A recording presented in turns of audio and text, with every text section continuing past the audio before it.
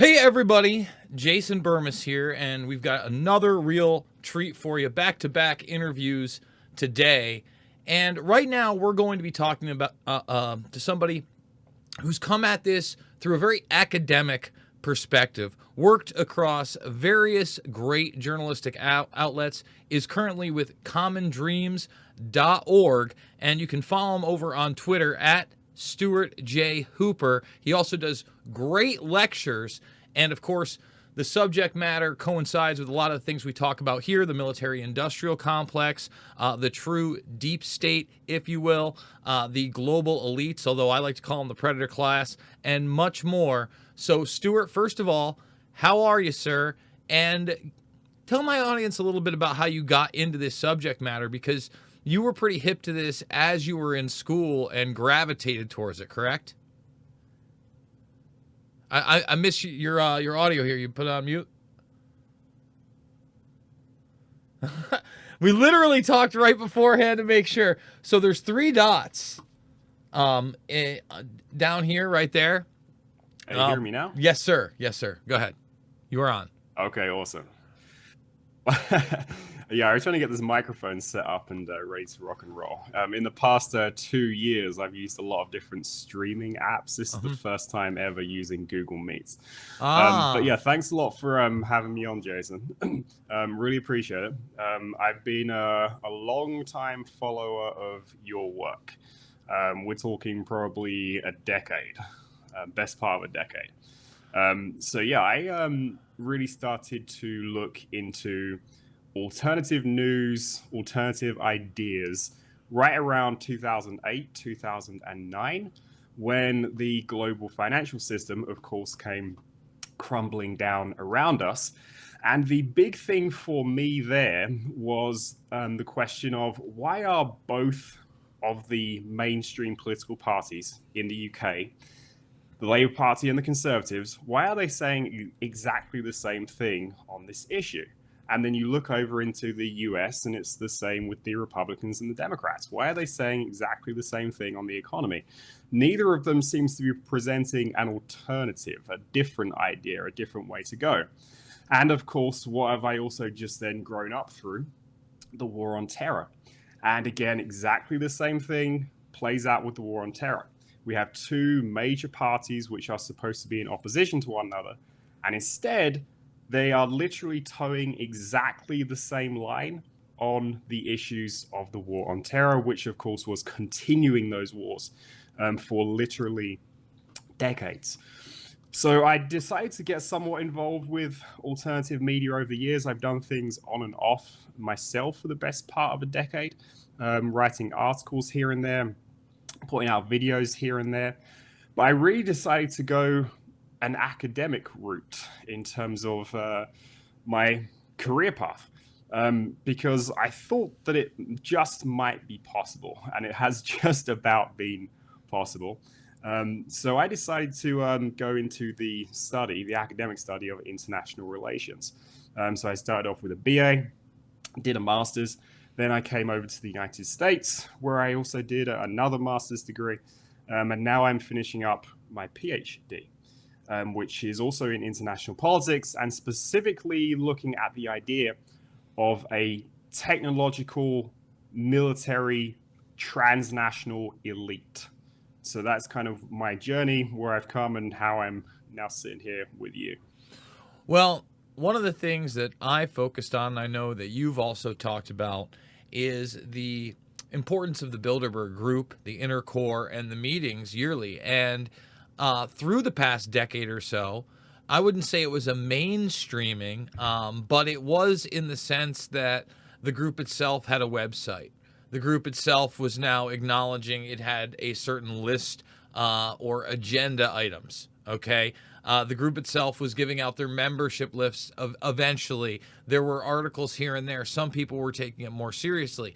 And then we get to the COVID 1984 period where it doesn't meet for 2 years, and they're able to keep the location secret up until the day. There's literally zero Western media coverage whatsoever, really zero global coverage in the mainstream aside from Charlie Skelton, who does the piece that The Guardian allows to be published, and still not really a whisper. It happens in the middle of D.C. of all places. It shows me that no matter what progress we thought we made in that decade, they were able to devastate it and eviscerate that progress in a very short period of time through this, what I would call globalist, not just transnational, but now very apparently transhuman agenda.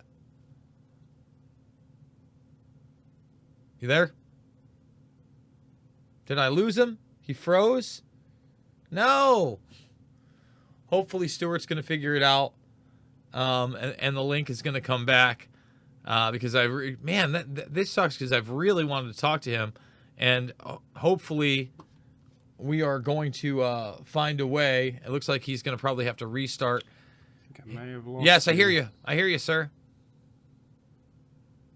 And then you went away. You see, the internet, the wonky internet across the ocean. And there I am. So, this will be a good time because I'm sure he's going to come right back in. For everybody to thumbs this video up, subscribe, and share. Remember that we are on The Rock. And there he is. He's back. Can you hear me, sir? Yes. Sorry about that. I don't know what happened. Everything froze up. No problem. No problem. You were right at saying that the progress in the movement has kind of fallen off a cliff. Yeah, well, I would say in many respects, and not only was that progress eviscerated, but we could get to the point where now I don't even call it quote-unquote Chinese-style censorship, right? It's just censorship. We have it in real time. We have it on a multitude of issues. And this is a globalist, not only transnational, but very apparent transhuman agenda. Yeah, so I've been thinking about this a lot. And this is something that I know you've been talking about quite a bit in your videos that you've done on Bilderberg over the last couple of days, in that there seems to be nobody really interested in talking about this as a topic anymore, even in the alternative media to a great degree as well. And I was trying to think this through, actually. And I think what we've seen is that even the alternative media now has broken off into these two camps of left and right. And of course, this is your big line, which I've stolen in a few of my videos as well, is not about left or right. It's about right or wrong, right? That's precisely the problem. And even in the alternative media now, we seem to have fallen into the same trap. So I think this is also something to do with the problem of why our videos don't do as well as other alternative media personalities may do, because, well, we're not towing the line of Donald Trump's coming to save you or Joe Biden's coming to save you. The Democrats, the Republicans, they're not going to come and save you. So we even see the alternative media has fallen into this trap, which is quite sad. But yeah, I try to approach these topics from somewhat of a more academic perspective, but also I think just a critical common sense perspective to a great degree as well. Because in academia, of course, and especially political science, in the United States especially, academics focus on the assumption that the Western world is democratic. Right? That's their starting point, that yes, this is democratic and this is, therefore, your vote matters, these parties matter, they are different, and each of them has an equal opportunity of getting some different set of interests into power in the government. Well, that's not necessarily true. I come from the academic perspective of elite theory, which has a long, storied background, which you could take all the way back to the ancient world, and I do that in some of my work. But Machiavelli, more of a slightly more modern elite theorist 500 years ago.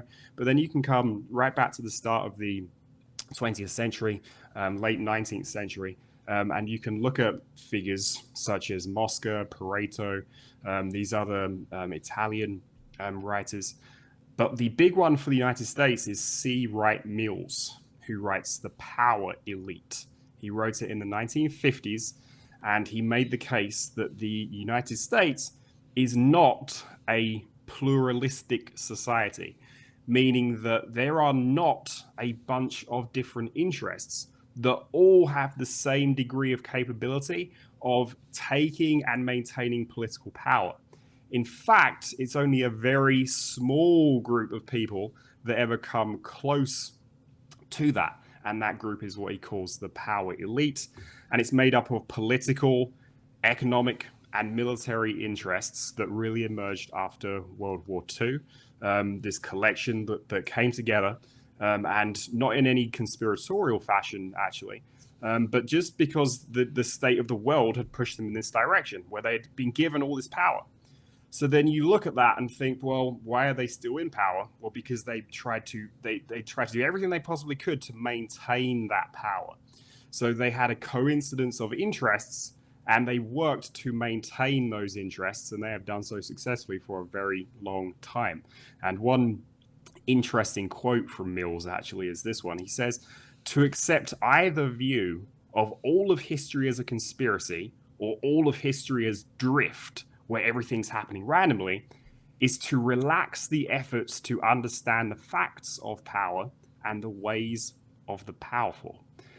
So yeah, this is the perspective that I'm coming at this from. And once you start to think along these lines of, well, are there really lots of interests that can take power, or are there not? Well, then you have to question a lot of assumptions about Western societies. Well, I think it's interesting you bring up the post-World War II, because that's also what I focus on as a consolidation of power, and really what was being warned of by Eisenhower in the military-industrial complex that grew in a rather short period of time, if you think about it, because post-World War II, we took that Manhattan Project model, and then we really incorporated a lot of the tools that the Nazis used, aka their fascistic tools, working with private industry in chemicals and beyond, and of course engineering, and utilizing these underground bunkers to create what is often referred to now as the actual deep state, and projects that were quote unquote born classified. That's why I think Annie Jacobson's work is so important, that people understand that, you know, Area 51 kind of was born out of all these events happening at once, and them wanting a place for them to work on weapon systems, propulsion systems, and beyond in a base that not even the president was going to be aware of. And projects the president wasn't going to be aware of. It was an executive within an executive. And, you know, post-World War II, and especially post-Eisenhower, it's grown tremendous levels to the point now it's not just Homeland Security in this country, it's programs like signature reduction. Yeah, absolutely. And when you look at everything that did happen in that post-World War II world, you definitely do see what can only be described as a consolidation of power among those elite interests. And when you think through precisely, well, then what does that mean? Well, it means that there's something that's been going on, as you kind of said, behind the scenes for a very long time that has been out of reach of even the president. Well, if something is out of reach of the president, how is that within reach for you and I? It's not. Because if we vote for the president, and even the president doesn't have objective power over some of the things that are going on within the American government, which he absolutely does not, well, then there's a democratic deficit there of some degree, at least.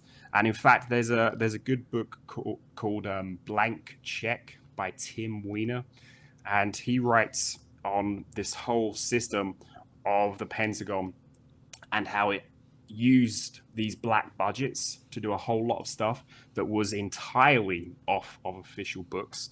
And that's actually how Army Special Operations in the United States was created. It was created by essentially a rogue office within the US Army that was misappropriating funds to go and do things on their own without any oversight whatsoever. So yes, a lot of this stuff is very real, but again, if you bring any of these discussions into the room with Americanists in political science departments, for example, well, they don't want to hear it, right? They don't, because they can't hear it, because if they do hear it, well, that means that if the US isn't a democracy, well, that undermines literally everything that they've done and their whole approach to the world, right? Because it completely invalidates it. And yeah, and you kind of alluded to this also, but since World War II, this has also now gone beyond the nation state. And this is kind of the direction also that elite theory has taken in the academic world. So those few academics that are willing to write on this stuff, Peter Phillips, who you may have heard of, he writes The Global Power Elite, did a lot of stuff with Project Censored. There's also William Robinson, another guy who's still writing on this stuff, still active. Peter Phillips just retired. Well, they make the case that now elites no longer exist within the nation. They exist beyond the nation. They are now transnational elites, meaning that they do not have to be tied to any one country. They go wherever they want because they have the financial and political power to do so. And then they use and abuse the individual nation states to reach their goals and agendas. It's very much the Rockefeller model. You know what I mean? When you talk about transnationalism, he was very open about that in his own literature, in his own biography. He even said that it was against the best interests of the United States. And of course, David Rockefeller is one of the forefathers at the helm of Bilderberg, which we discussed earlier. But I want to stick with World War II because I think it's so important. At the time, the Central Intelligence Agency doesn't exist. But post-World War II, I think it's really important that people understand that the agencies that came out in swift order, the OSS forming into the Central Intelligence Agency. And then when the Russians were able to get the first satellite up into orbit, we immediately had ARPA, which becomes DARPA, the Advanced Research Project Agency, and NASA almost simultaneously. Now, one of the really interesting things to me in Annie Jacobson's literature is people that were applying to be NASA astronauts, because obviously that's what a lot of people were seeing in the propaganda at the time. It's the space race, and we're going here, and it's for humankind, etc. They were actually bringing in people to be pilots on their experimental aircraft, such as the Oxcart, the Silverbird, and others, Lockheed Skunk Works, and other projects. Speak to that and how these organizations interlocked on that level and were often not only vying for power, but running similar programs simultaneously. And it was really one of those things where they modeled things after the Manhattan Project because of compartmentalization. Most people didn't have the whole picture. Mm-hmm. Yeah, absolutely. And when you look at these corporations in particular, you find that, yes, they are very much interlocked with the government. And yes, the CIA very central to a lot of this. And another guy who I know you're aware of, Peter Dale Scott, has written extensively on the CIA and what the CIA has been involved with throughout history. And it all ties back into this military industrial complex system. And of course, the role of drug money within that as well, which is kind of his speciality.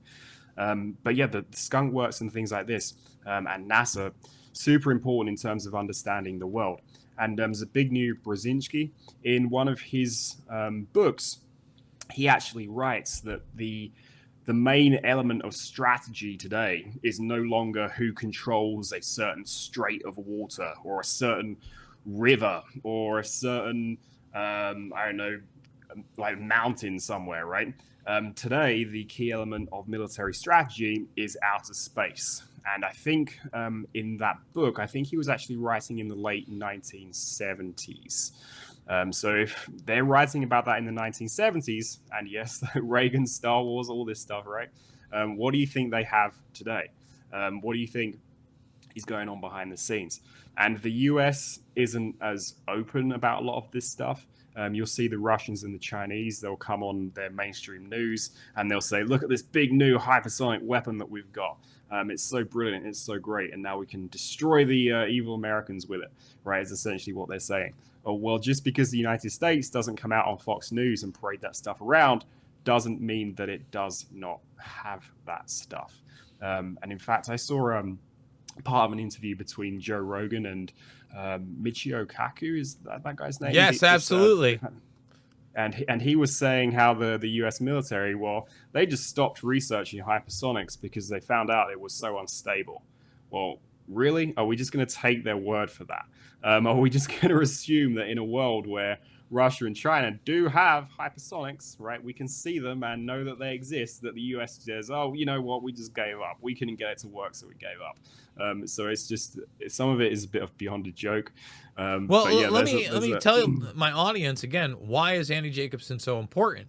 Because she fleshes this entire thing out. Her first book is Area 51, but then she realizes, hey, we integrated a lot of Nazis and Nazi tech. She talks about Operation Harass, the Horton brothers, who I would argue are just as important, if not more important than the Wright brothers, but you don't know that because you're not taught that in school, and we could talk about that story.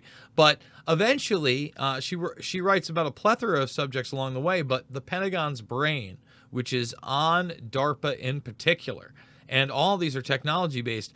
When I believe it was Matt Gaetz who was showboating out there. Everybody loves the Gates. Matt Gaetz. Oh, our technology's behind the Chinese. They've got hypersonic this and that.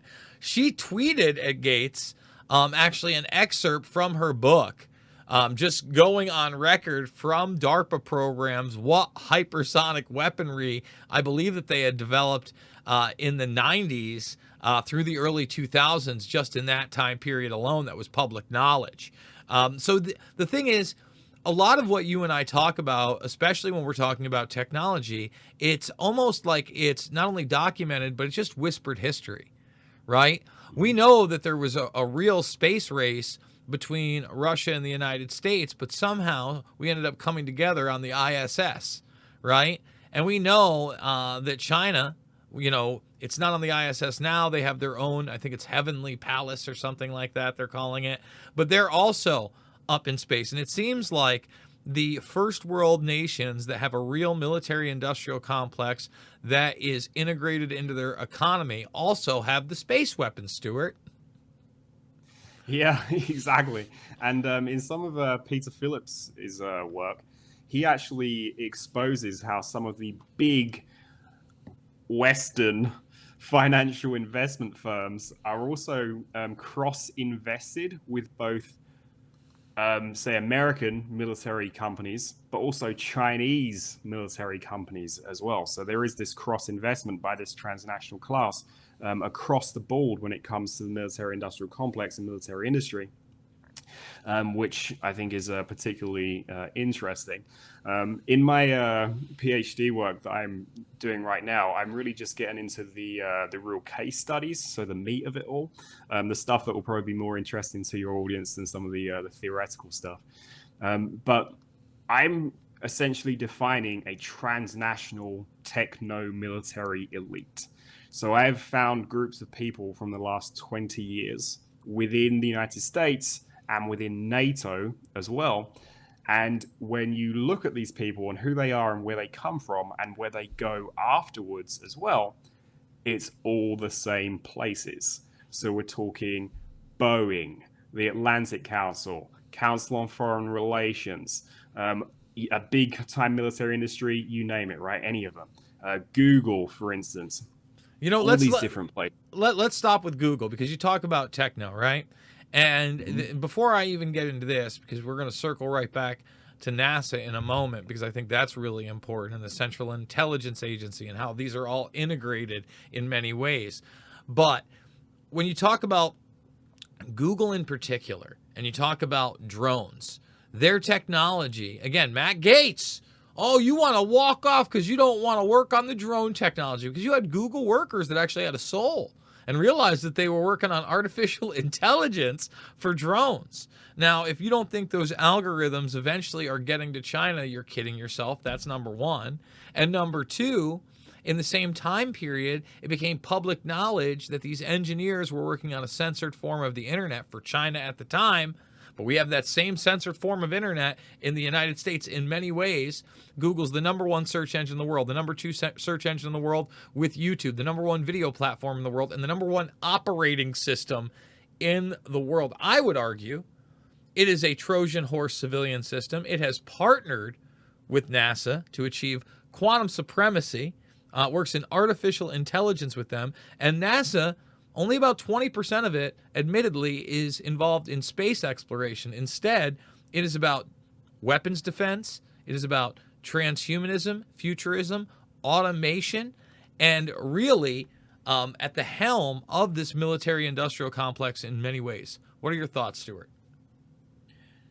Yeah, so in terms of Google, I think it really is a key linchpin of the modern military industrial complex. It's no longer good enough to think of the military industrial complex of just places like Lockheed, Boeing, General Dynamics, GE. It's now far beyond this. It now is Google, Microsoft, Amazon, SpaceX. All of these companies which present themselves publicly as anything but a military organization are now really intimate parts of the military industrial complex. In fact, Microsoft, Google, and Amazon in particular, I haven't checked for SpaceX, but they probably have it. Those three, they have web pages entirely dedicated to their role in, quote, defense. And how they can work with companies to improve, to work with countries, to improve their defense. But yeah, another interesting case there, again, directly in Google, that group of engineers that stood up and said, hey, we don't want to work on this. And I think it also goes further than just how you put it as well, right? It's not just because it was AI for drones. It was AI that is going to kill people. That is the bottom line for all of this stuff. And if it's not going to kill people, perhaps it's going to enslave people in some way. So overall, yes, AI is really central to all this. You saw it on the Bilderberg attendee list for this year. All of the heads of major AI companies coming together, meeting in that room with people like the Deputy Prime Minister of Canada, the King of the Netherlands, and apparently nobody wants to talk about this. No mainstream media thinks that this is important. No one thinks that this is worthy of studying. So we're just kind of sat here on our own, looking at this and screaming on our own small little channels that we've got. Does anyone want to take a look at this? I mean, does nobody think that having political, economic, military, and technological elites in the same room at the same time in total secrecy for literally days on end is not important? You know, you talked about the technology aspect. I did a video yesterday on Facebook and how it was the head of their AI division that was there. Obviously, you have steering members like Eric Schmidt, who was at the helm of Google for some time, Peter Thiel on the quote-unquote opposite end of the spectrum. You have your far left Schmidt, at least the way they're portrayed in the media, and then your far right Thiel. Really, it's all about authoritarianism, folks, and globalism. You talk about them, then you have Facebook partnering with the World Economic Forum in the metaverse, and the gentleman that's the representative there is the chief AI officer at the metaverse, is Jan LeCun. You know, the World Economic Forum currently, as I showed earlier, has their own website. It's talking about governance. It's talking about stakeholder capitalism, metaverse governance, economic and societal value, basically moving that theory into practice. You've seen my work in NASA. In 2001, they predicted the bio-nano era would begin in 2020. They don't know when it ends, but the virtual era is next. This is that next step into the virtual era. And as I said, all of these people are meeting. What are your thoughts on other tech companies? Because I again believe that not only is Google a Trojan horse civilian system, but Facebook as well. And then we can move into Twitter and the Musker-Do. Yeah, sounds good. So let's quickly return to Schmidt, Eric Schmidt of Google. So yeah, he's been central to the Bilderberg Group for years. He's also been the chairman of something called the Defense Innovation Board, which is something that I am researching for my PhD. That is a collection of military-industrial complex elites that was brought together by the US government to try to bring all of these technologies into the American military as quickly as possible. That was the aim of that. And again, when you look at the profiles of those people, you're talking Council on Foreign Relations, Trilateral Commission, Google, Facebook, across the board. And that's really important too. So just a quick side note. So in terms of American politics, the idea is that it's not just a democracy, but it's a pluralistic system, meaning that there's a multitude of different ideas and interests that might be able to take control of the government, or might be able to at least influence the government. You do not see that at all in any of these groups, right? The Defense Innovation Board is stacked from top to bottom with people from the military industrial complex. There is nobody from outside of it that's included on that board that might just raise a hand and say, wait a second, is this really what we want to do? Could we maybe consider an alternative path forward? Do we just want to bring all this technology straight into the military? Well, the answer, of course, is no, that is going to happen no matter what. Another quick side note, Trilateral Commission, I'm sure you're aware. So Eric Schmidt, a key member of that.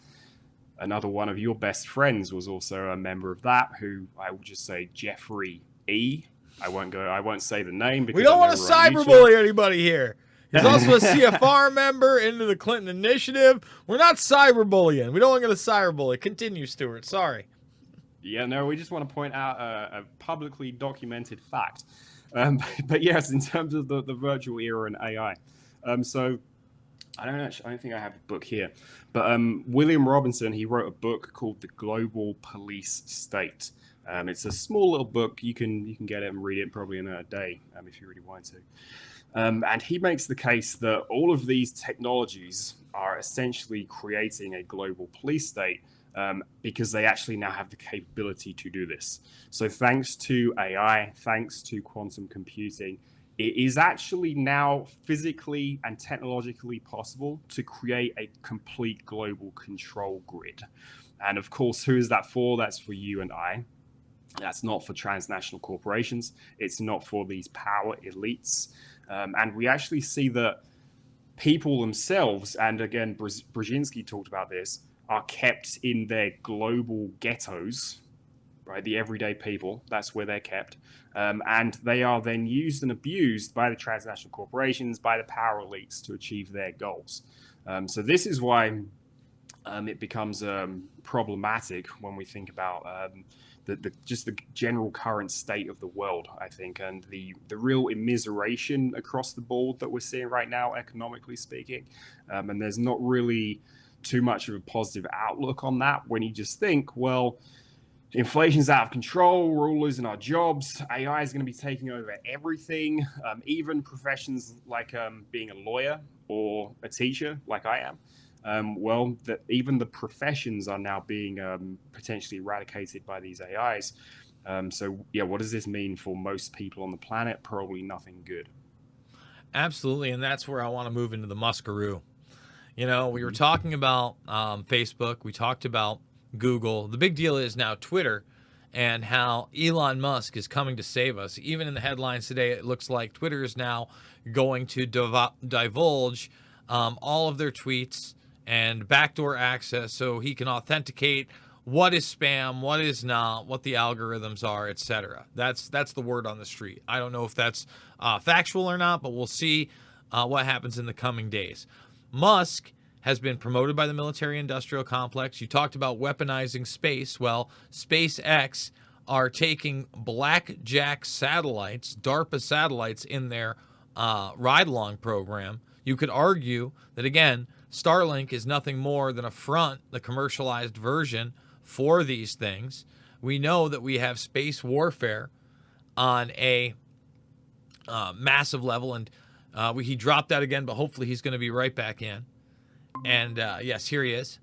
So, you know, kind of cycling back, because I saw you went out there. You have the Mandrake satellites. Those are just the public ones. We know that he increased his wealth more than Gates, Bezos, Sergey Brin, Buffett during the COVID period. He got the contracts for the electric car, which is now being pushed more and more than ever. It's a profitable company somehow, yet nobody seems to be driving these things, right? And he's also pushing DARPA technology via Neuralink that supposedly will hook up to Starlink. So on many fronts, he's with the sustainability agenda, right? He's with the environmental agenda. He's being promoted as a hero. He's the cool guy smoking weed with Rogan. What are your thoughts on Elon Musk, and where is he at in reality?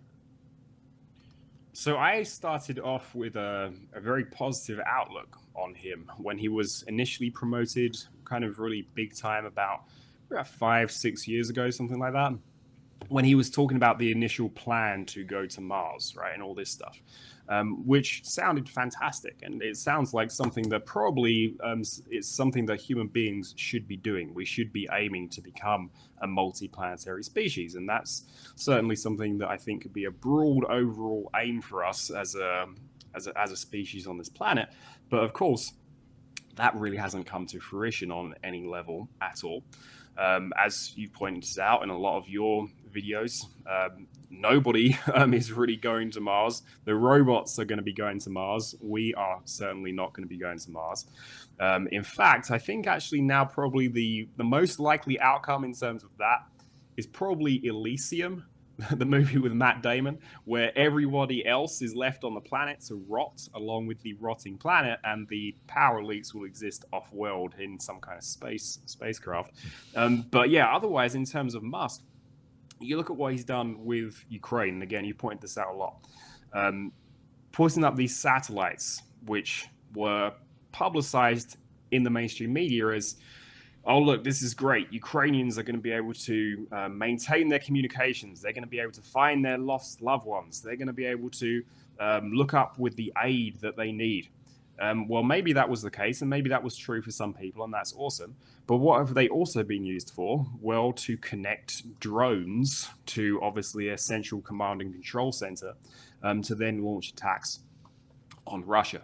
So we could see that there is now a transnational corporation, SpaceX, and Starlink in particular, that is now involved in helping to conduct a war, and not just any war, but one that could literally start World War III. And that's something that I've been harping on a lot over on my channel.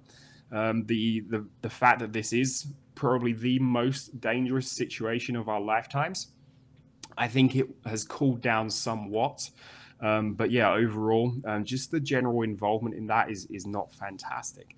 And you also have to then, well, how does that action square up with the rhetoric that he's telling us? Well, he loves free speech, apparently, is kind of in this socially libertarian position. But then when it comes to using military technologies, A-OK. Comes to helping out the Pentagon, A-OK. Well, it has the Pentagon, and again, just think back to the war on terror. Since the beginning of the war on terror, has the Pentagon done anything to bring free speech, liberal values, democracy anywhere on the planet? I'll wait. I keep waiting. That's my point. It's like we're in this circular abusive relationship that we can't seem to get out of. And unfortunately, that's not my life, but some people are willing to do it. You don't trust known liars. But I'll say this. Even a decade ago, the media was less saturated with intelligence officials as pundits, if you will. You know what I mean? They were there. But in most cases, they were on the conservative end of the spectrum, and they were selling you on the quote-unquote war on terror. Now they're everywhere, and even when it does come to some kind of war, right, you have these people that have awoken to the Davos crowd, the Great Reset, the great narrative that they're trying to construct, right? They're aware of that, but part of that great narrative are these wars, and guess what? All of a sudden, the Karl Roves are showing up on Fox News again. And they're harmonious with the same people, the MacArthurs, et cetera, that are showing up on the left, right, when it comes to Ukraine. That, we have to fight for freedom in Ukraine. And the vast majority, if not all of them, are silent in the actual repercussions of what really fourth or fifth generation nuclear warfare and space warfare could look like, Stuart. Mm-hmm.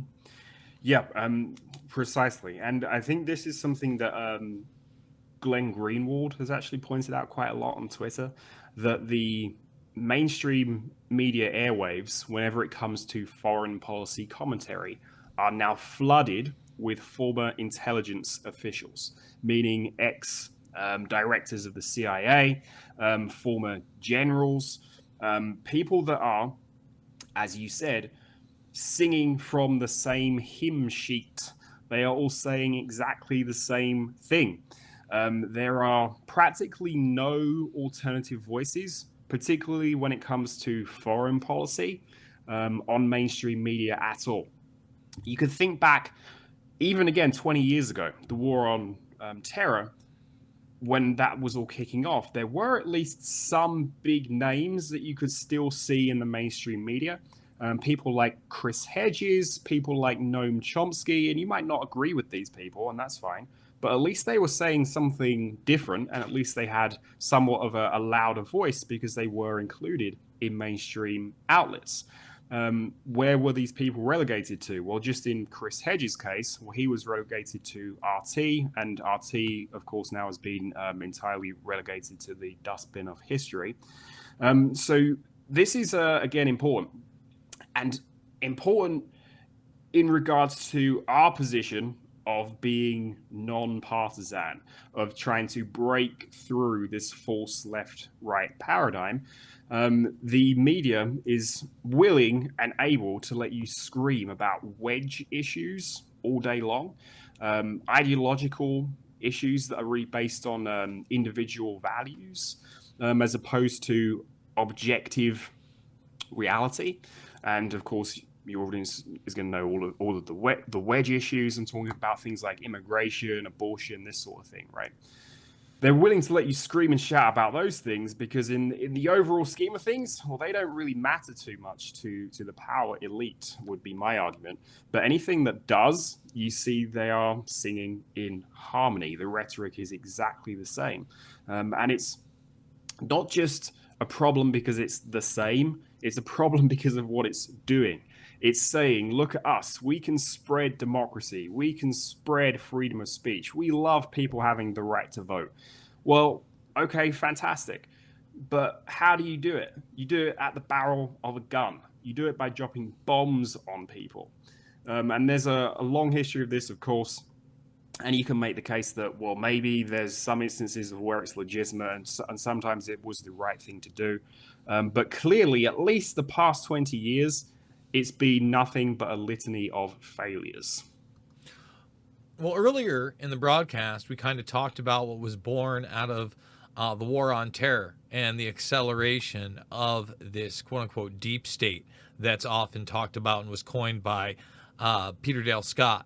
Now, you talked about the drug running aspect, but that goes arm in arm with the arms trafficking. And I would also argue human trafficking. We know just alone from the mind control ultra experiments that the Central Intelligence Agency set up brothels coast to coast, mainly in California and in New York, where they were not only, again, involved in the sex trade, obviously the trafficking trade, but then they were drugging people. They were running experiments there. And then they were also blackmailing people because they were surveilling them and then taping them.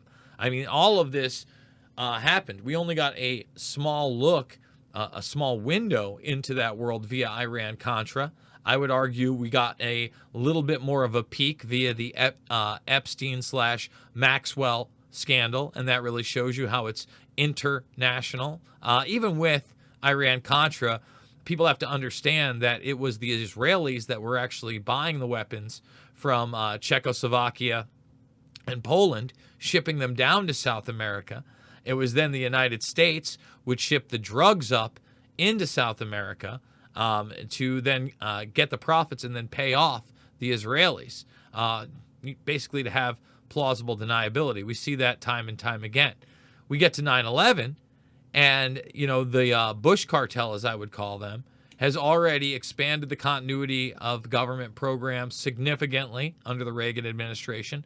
FEMA, the CIA, and the DOD are now working more harmoniously. And then post 9/11 in this country, we get Homeland Security, fusion centers, and now signature reduction. So speak to the significance of that, because you talk about growing up through the war on terror and the fact that, they're not bringing democracy as promised. They're not bringing these westernized ideals. All they're doing is leaving, quote unquote, chaos in their wake. But they are testing out their new toys. They are testing out their biometrics and their military-industrial complex drones, and they are privatizing the military, again, into this kind of transnational military-industrial complex ideal set. That's how I see it, Stuart. Mm-hmm. Yeah, I think you're pretty much you're kind of right on in terms of where I am as well, in terms of thinking about this as a significant problem. I think in the post 9/11 world, there are other things that we could also touch on as well, which were passed off as just perfectly acceptable because, they're terrorists, therefore we've got to do it to them. Things like rendition, kidnapping of individuals off the streets around the world, whisking them away, and many of them still languishing to this very day in Guantanamo Bay. And Guantanamo Bay is another excellent example of the fact that there is no difference between the two parties when it comes to foreign policy. They're always going to do the same thing. Obama, of course, he made all these claims in the run-up to being elected that he was going to close Guantanamo Bay, that it was wrong, and this isn't how the United States should be treating people. Did he close it? No. Is it still in operation today? Yes. Did they fool a bunch of people that thought that they were onto some super secret decoder ring conspiracy that was going to save us all, that Guantanamo Bay was good? Yeah, they did. Under no circumstances, guys, was Guantanamo Bay a good thing. Whenever I would hear throw her in Gitmo after they lock her up, I'd be like, you make me sick. Gitmo's a bad thing for everybody. We shouldn't be just torturing people. I'm sorry to interrupt. Continue. No, absolutely correct. And that also, again, goes to critique the rhetoric versus action. The rhetoric does not align with the action in that case at all. And I think also something that's important to note also is that now we are in a kind of very interesting international environment where we do have some interesting players in the world, so to speak, in Russia and China, which are actually making moves to some degree. Russia, of course, very deliberately in Ukraine, but China, slowly but surely, also making moves around the world with its Belt and Road Initiative, a military base in Africa, making these artificial islands in the South China Sea, all this sort of stuff. This is, of course, a big problem for us as individuals that are concerned with the military-industrial complex, because what does all of that do? Well, it gives a whole lot of ammunition to the elites within the military-industrial complex that, hey, well, we need to stay around, we need to survive, and we need to continue funneling literally all of your money, practically all of your money into buying these new weapons and these new toys because, oh no, the Russians are coming, or oh no, now the Chinese are coming. And again, the extent to which that is true is up for debate. I think what Russia did and what Putin did in particular, very unexpected to a lot of people that had been observing Putin and Russian politics for a long time. Somewhat out of character, I think. But yeah, there is this changing dynamic. But this all brings us back to the technological question. Well, if there are these rising powers, if Russia is on the rise, if China is on the rise, well, this is the constant justification that they're going to use to, well, we need all of these AI systems. We need all of these combat robots. We need to be able to put weapons in space. We need more stuff like this. So yeah, overall, that's just generally not good. And on the continuity of government point, I was thinking about that term just yesterday, actually. About that term itself, continuity of government. So it's not continuity of civilization. It's not continuity of the country that we've created and the values that people have and people's livelihoods. No, it's continuity of government. I think that kind of just says it all. And when you look at that, that's very real. There's a couple of books by a guy called Richard Sorda, who writes on underground bases and tunnels and how they've all been built around the country. But who are they for? Well, again, not you and I. They're for the elites to go and take cover in, while the rest of us burn alive in the nuclear flames. You know, I want to rewind a little bit. I think the continuity of government aspect is obviously extremely important, and I have been talking about that ad nauseum, especially when it's talking about the financial system here and the economy and then global financial disruptions. But you were talking about the Belt and Road Initiative, and you were also talking about the rise of the power structures of both Russia and China that are an integral part of that. Could you go over that just for a moment, the Belt and Road Initiative, for my audience?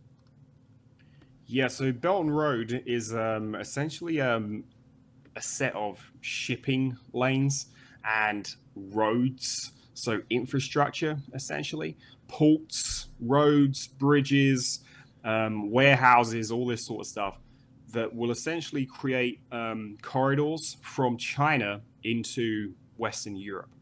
And the idea is to be able to funnel goods and services as quickly as possible out of China into Western Europe and into also North Africa as well, which China sees as an immensely large emerging market, which Africa definitely is to a degree.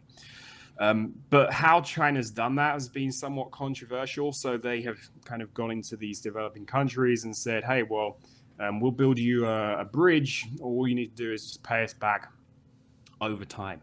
And we hope you'll be able to keep up with the payments. Well, unfortunately, a lot of these countries have not been able to keep up with the payments, which means then that the Chinese government comes in and just says, well, this is now our bridge. This is our port. This is our airport. And therefore, some analysts have said that, well, this has been an empire by stealth that has been created or is in the process of being created. People have said that all they're really doing is trying to make a global network, a global infrastructure network that can be used to send the Chinese military around the world as quickly as possible. Interesting theory. I'm not sure if it's correct.